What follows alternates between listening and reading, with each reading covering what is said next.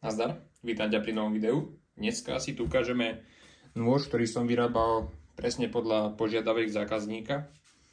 Jedná sa o nôž, ktorý je vyrobený z nerezového damašku.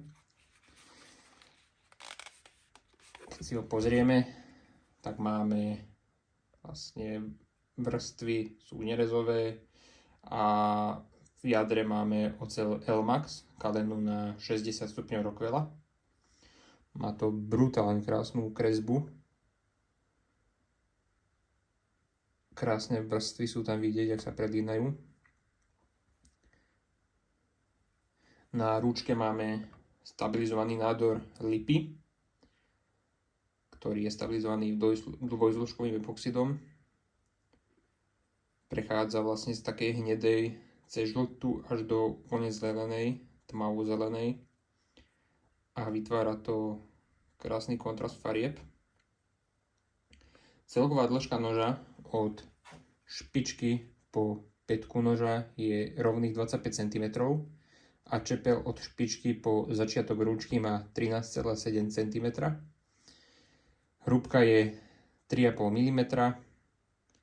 Kraje sú vlastne není leptané, ale sú dokončené na satín po zrnitosť 3000. A je to z toho dôvodu, že keď je už rúčka na tom, nerad tam robím leptanie. Veľa ľudí to lepta napríklad s paličkou do uší a chloridom, ale nemám rád, keď sú tam nejaké mikrootvory alebo niečo a zatečie ten chlorid do toho a potom to tam začne kvasiť a vyleptá to tam hnusnú vlastne hrdzavú škvrnu. A to nemám rád, tak radšej ja to dokončím na satín, zaleštím to a nech to je dvojfarebné. Rovnako to ladí aj táto lesklá časť ladí s vlastne tým lesklým damaškom a s lesklou fazetkou, takže nie je to niečo rušivé, čo by tam nebolo pekné, ale vlastne vytvára to ten dojem toho lešteného, tých dvoch farieb vlastne. Púzdro je ušité z 4 mm hovädzie hladenice, prešité takou veľmi tmavou sivou niťou.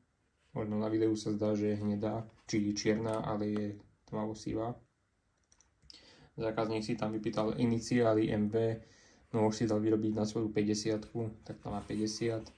A z druhej strany máme vlastne slovenský znak APX ako ja, čo som to vyrobil. A rok výroby 2026. Jednoduché pútko na opasok. Všetky hrany sú pekne zahladené, hladké a nôž perfektne v ňom drží.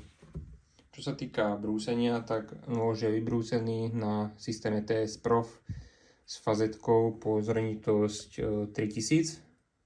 Krásne sa leskne.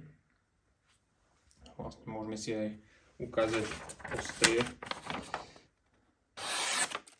Jedným ťahom žiadna námaha.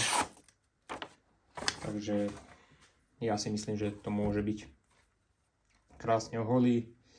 Potom vlastne v tomto oblúčiku máme zrazené hrany, aby to nejak neškrelo do prsta, ale bolo to príjemné na držanie.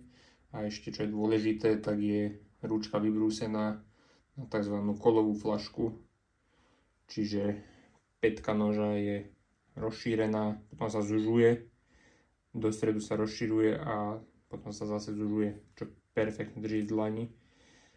A máte tam perfektný grip.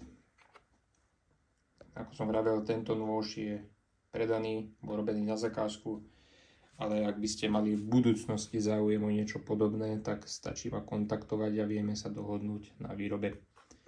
Ak by ste mali záujem o materiály na výrobu nožov, tak ich nájdete na www.kneifer.eu. A ďakujem za každé zliadnutie, komentár a vidíme sa pri ďalšom videu.